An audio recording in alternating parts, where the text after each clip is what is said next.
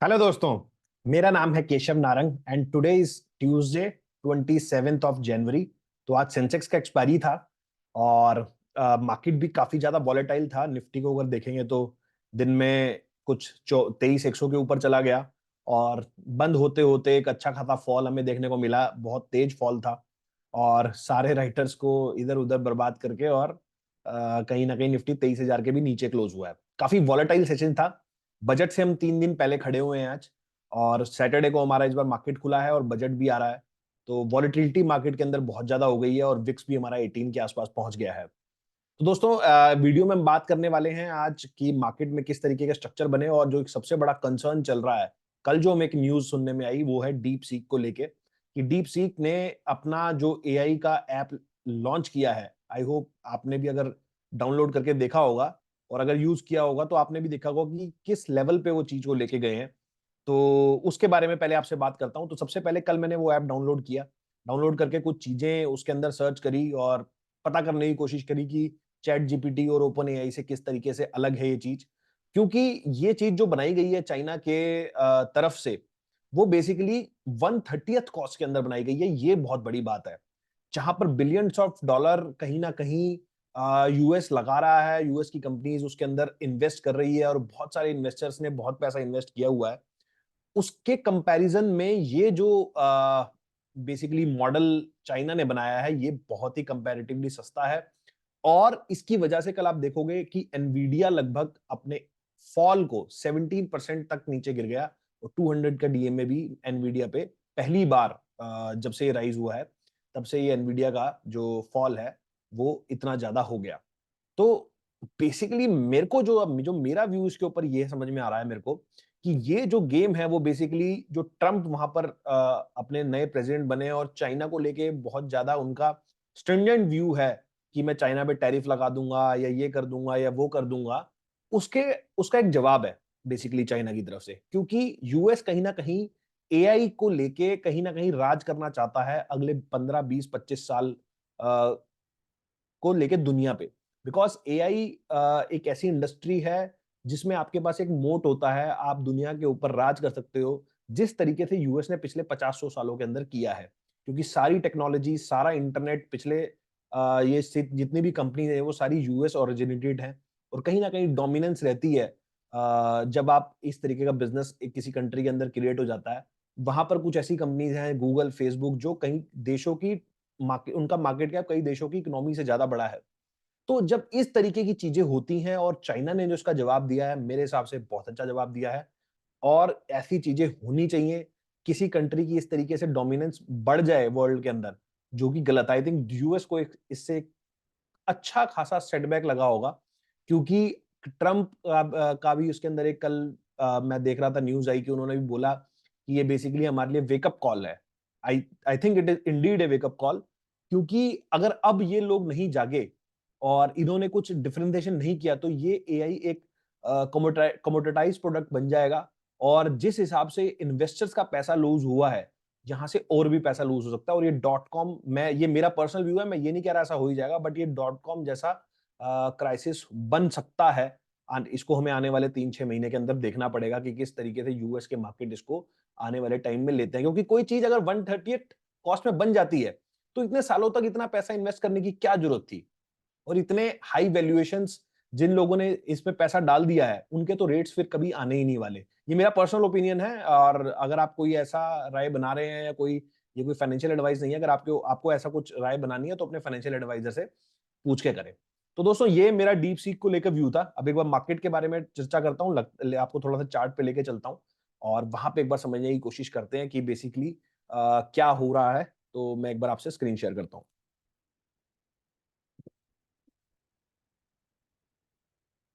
I hope मेरा screen visible होगा। और ये है अपना, मैं सबसे पहले आपके पास निफ्टी जो हमने लास्ट वीडियो से बात कर रहे हैं उसी के कंटिन्यूएशन में थोड़ी बात करेंगे। तो ये 5 मिनट का चार्ट है। तो मैंने वही आपको जो बता रहा था कि निफ्टी सुबह एक बार ऊपर चला गया और 23,136 का यहाँ पे हाई लगा। और एंड आते आते क्लोज कहीं ना कहीं देखोगे ये जो कैंडल्स बनी लास्ट में 3-4, कहीं ना कहीं 22,976 की क्लोजिंग है, 23,000 के भी नीचे क्लोज हुआ है। और मैं जो आपसे लेवल की बात कर रहा था, मंथली मैं इसका चार्ट खोल रहा हूँ। ये वाला लेवल 22,354, भाई 400 के आसपास, आई थिंक वहां तक आना चाहिए।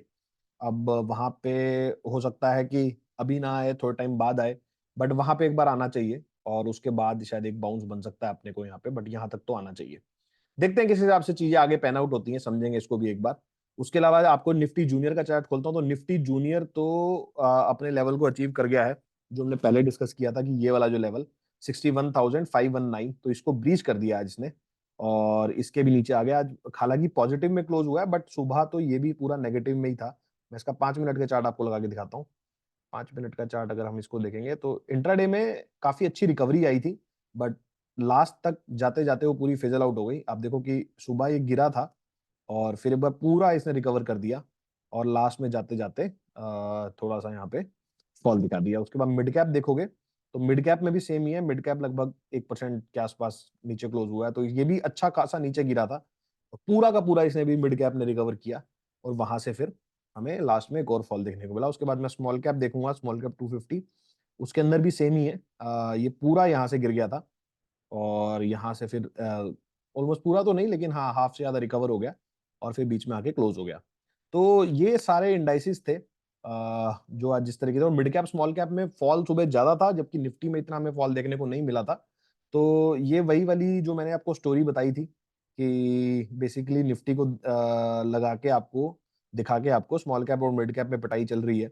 और आई थिंक आज हमारा स्मॉल कैप पे भी वो लेवल आ गया है। ये मैंने आपसे पिछले वीडियोस में बात करी थी, तो स्मॉल कैप के ऊपर भी जो 20 मंथ का मूविंग एवरेज है वो आ गया है। और आई गेस मिड कैप में भी ये आ जाना चाहिए। जूनियर में तो आया ही हुआ है, आई थिंक मिड कैप इसमें अभी शायद, हाँ मिड कैप में भी ज्यादा दूर नहीं है, 600 700 पॉइंट और दूर है।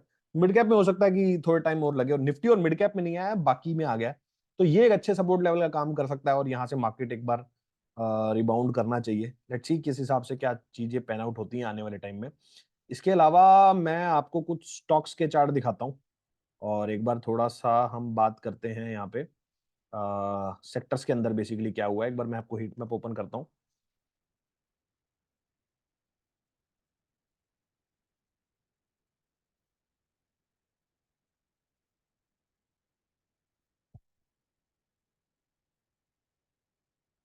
ये हम आपके सामने आ गया है निफ्टी का हीट मैप। तो एचडीएफसी आज लगभग, जो आपको पता है कि बैंकिंग में बेसिकली थोड़ा रनअप था और बैंकिंग की वजह से ही मार्केट थोड़ा ज्यादा भागा हुआ था। जो रिकवरी आई वो सारे बैंकिंग स्टॉक्स की वजह से आई, क्योंकि आरबीआई का कल एक अनाउंसमेंट आया कि वो बेसिकली रेट कट तो नहीं कर रहे हैं, लेकिन मार्केट में लिक्विडिटी इंजेक्ट कर रहे हैं बाय स्वैपिंग, और उसके अलावा जो इन्होंने गवर्नमेंट सिक्योरिटीज को बाय बैक कर रहे हैं, तो उससे मार्केट में लिक्विडिटी इंजेक्ट कर रहे हैं, जिसकी वजह से बैंकिंग जो शेयर थे और एनबीएफसी शेयर थे उनमें काफी उछाल था आज। तो एचडीएफसी बैंक 2.5% ऊपर था, आईसीआईसी बैंक 1.5% ऊपर था, और बजाज फाइनेंस यहाँ 4 साढ़े 4% चला हुआ था, बजाज फिनसर्व भी 3% चला हुआ था। इसके कंपैरिजन में आईटी जो था वो लगभग फ्लैट था, टीसीएस 60 पैसे डाउन था, इन्फी 40 पैसे अप था। और अगर आप देखोगे तो रिलायंस लगभग फ्लैट था, 40 पैसे अप। तो बीईएल था कुछ 2% नीचे। ये था अपना निफ्टी का हीट मैप। अभी ये एक बार नेक्स्ट 50 में देखूंगा, डीएलएफ आज 3 साढ़े 3% ऊपर था, इसके भी रिजल्ट आए थे अच्छे रिजल्ट से, तो ये भी अच्छा चला हुआ था। टाटा मोटर्स 1.5% नीचे था, सॉरी टाटा पावर आज 1.5% नीचे था, और एल आई सी 1.5 2% ऊपर था। तो ये मिक्स था यहाँ। तो जोमेटो आज देखोगे तो 1% के आसपास और ऊपर था। इंडिगो आज 3% ऊपर था। तो ये था अपना निफ्टी। मैं एक बार पूरा निफ्टी 500 का खोल लेता हूँ, जहाँ पे आपको ब्रॉडरली पूरे इंडेक्स का मिल जाएगा, पूरे 500 स्टॉक्स जो हैं। तो आप देखोगे तो आ, वही मोटे मोटे यही स्टॉक्स हैं कि बैंकिंग स्टॉक्स और फाइनेंशियल वाले स्टॉक्स के अंदर हमें रनअप देखने को मिला। उसके अलावा तो सब कुछ यहाँ पर रेडी ही है। ये कौन सी कंपनी है, ये सन फार्मा में, जो फार्मा सेक्टर, जो यूएस में एक न्यूज हमारे पास आई थी कि ट्रम्प ने बेसिकली, ट्रम्प वहां पर टैरिफ लगाने वाला है जो जो यहाँ पर फार्मा कंपनीज है, तो उसकी वजह से फार्मा में काफी आज डाउन देखने को मिला। सन फार्मा हो गया, डॉक्टर रेड्डीज हो गया, ये सारे स्टॉक्स के अंदर में हमें काफी ज्यादा फॉल देखने को मिला। तो ये था ओवरऑल आज का। ब्रॉडरली आप देखोगे तो मेरे हिसाब से जब इस तरीके का करेक्शन हो जाता है, आप स्मॉल कैप मिड कैप को देखोगे तो अभी भी कोविड लेवल से बहुत ऊपर है। ये मैं मिड कैप का चार्ट आपके सामने खोला हुआ है, तो मैं थोड़ा सा इसको लंबे टाइम फ्रेम पे आपको दिखाता हूँ। ये इसका मंथली चार्ट, अगर आप कोविड लो से देखोगे तो 900 का इंडेक्स लगभग 19,000 हो गया। और अगर कोविड के मैं हाई से भी पकड़ लेता हूँ, कोविड मतलब मैं कोविड से पहले के हाई से ही पकड़ लेता हूँ, 3,000 का इंडेक्स था, अभी 19,000 है, तो अभी भी बहुत ऊपर है।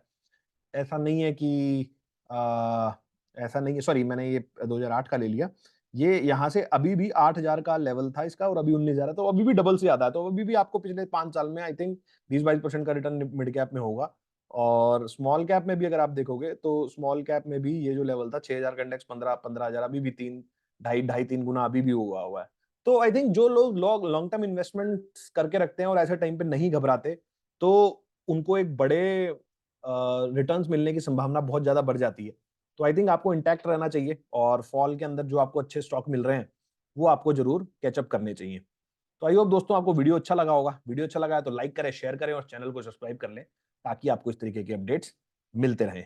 मिलता हूं आपसे अगले वीडियो में इसी तरह के कुछ नए टॉपिक के साथ। इस वीडियो को यहीं समाप्त करते हैं। नमस्कार।